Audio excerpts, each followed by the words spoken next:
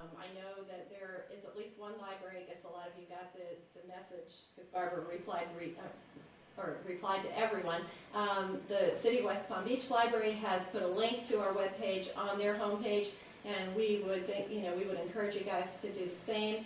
But basically, what's required of you is very, very little. So if you've held off, with submitting clues or even letting us know that you're participating, because there are still a few of you, don't worry about it, creating any additional work for you. If you can't handle treasure hunters and T-shirts coming into your library looking for clues, you can do it virtually. So even if your branch is closed, you can do something virtually. We have special libraries, school libraries, academic and public, all participating. We really hope that we'll get 100% participation. So I think it's going to be a fun event. I want to, the committee has been hard at work and really meeting weekly. Some people have been driving great distances to be there, so I want to thank everybody and also mention that we're still looking for sponsors, actively looking for sponsors.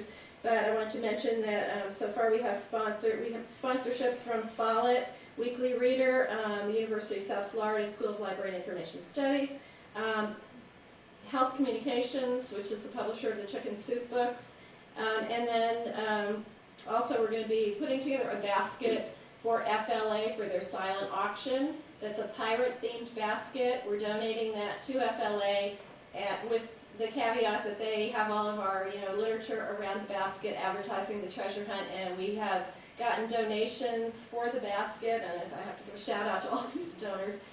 Pirate Dinner Adventure in Orlando, if you've ever done that, is sending 2 tickets, and we've got DVDs, and it's going to be a fun basket. So if any of you are going to FLA, we hope you'll bid on the basket and spread the word that way and wear your T-shirts. So basically, right at this point, other than getting your clues in, if you haven't done that, really just need to get the word out. And we were hoping that the printing and bookmarks and postcards would be done by today, but unfortunately they aren't. But we will be getting those to you. So does anybody have questions? You're all really psyched, right? Yeah, if you go to the website, from the home page, it will link you to a registration page. It's very simple. We ask for a very limited amount of information. It costs $5 to register, but included in that $5 is a T-shirt and a goodie bag. You have to.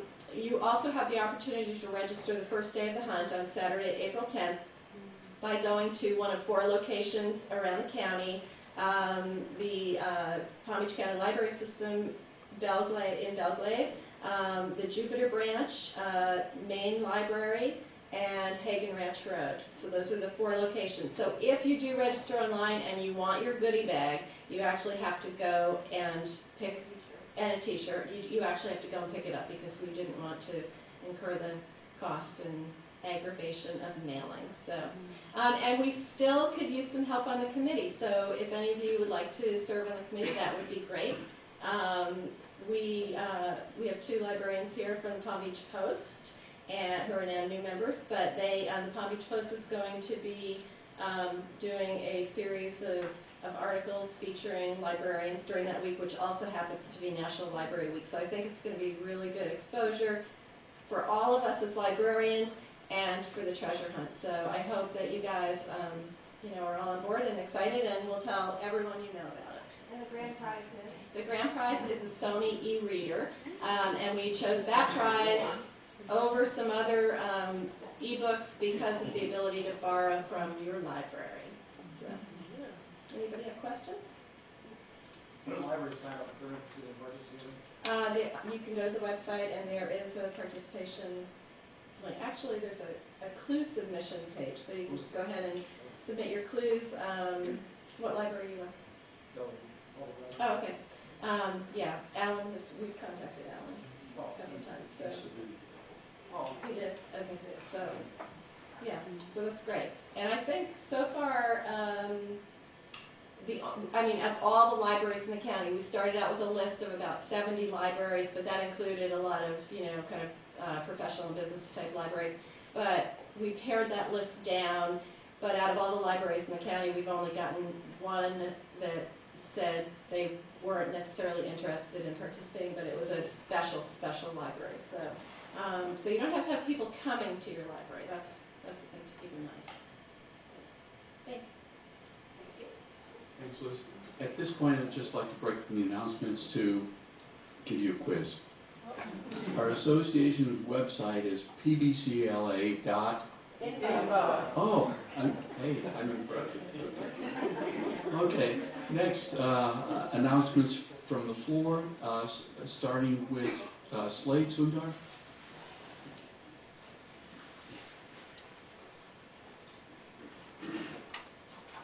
Hello everyone, I'm Slade Sundar from the Community Foundation. I work with Liz and Nicole Stroud, actually, who you guys probably know, on a project called yourpbc.org. It's our, basically it is a community information portal for our county to really promote issues and solutions to those issues in Palm Beach County. The reason I wanted to actually get up here and speak to you guys today is that we have an opportunity that's coming up, and it's not a said and done deal, but we wanted to see what the interest was and see where we could collaborate. We wanted to kind of, on the dovetails of the Kettering Foundation, the ALA partnership. Has anyone heard about this already? They basically, the ALA and the Kettering Foundation have created a public policy initiative where it's a 3-year initiative where they're coming together and providing training for libraries to host, I guess, issue forums in physical areas. We wanted to dovetail on that and do a kind of a granting process to help libraries actually engage in this and have kind of our digital public square kind of come out with the libraries and basically hold these issue discussion forums all across the county in different libraries, whether it's school libraries or public libraries or city libraries. So right now we're in the process of applying for a couple of different grants, and what we would see is having that as a pass-through grant as well to be able to support the libraries and staffing and technology upgrades that could possibly help with these issue forums in real life. And then what we would do is we would stream the actual discussions onto our website, yourpbc.org, and have people be able to contribute both digitally and in person. So we just wanted to basically come out here and, before we kind of go through that arduous process of applying for these grants and setting up this initiative, we wanted to kind of get a sense of what you guys felt about something like that. Is that something your libraries would be interested in, engaging in? Liz, did I cover everything? Okay. And we just wanted to get a general sense. So I'll open it up for if you guys have any questions, just quickly. I don't want to take too much of your time. Yes? So this is sort of like an issues forum? Yes. What yourpbc.org, what we do is we basically go out, we work with nonprofits and other community organizations to identify the biggest issues in the county. And so what we try to do is we try to inform, inspire, and impact the county, get people involved and engaged. So one of the things that we've realized is because of the digital divide, there's a lot of people that don't have access to our website and to the information and resources we provide. So we're always trying to look for new ways to bring it out into the community and kind of link back up with the digital sphere, connecting that digital divide. So basically, if you guys don't have any other questions, I'm going to, oh, yeah. Yeah. Okay. So the discussions would be like kind of a way to promote where to find the resources.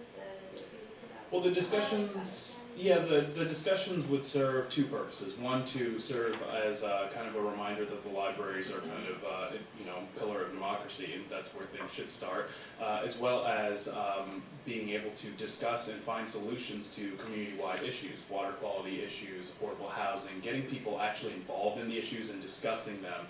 So it's not really a way to promote anything other than really getting to the heart of the community and discussing what issues are plaguing the community as a whole. And we feel the libraries would be a great place to hold these because a lot of people, one, already know of the libraries, and it's easily accessible to all across our county. We have such a large county, and what we don't want to do is have it in just one central area. Like we could have it in just West Palm Beach, but then what about people in the Glades? And what about people in Jupiter? So we really thought that engaging the public libraries and even the university libraries is a great way to get everyone to kind of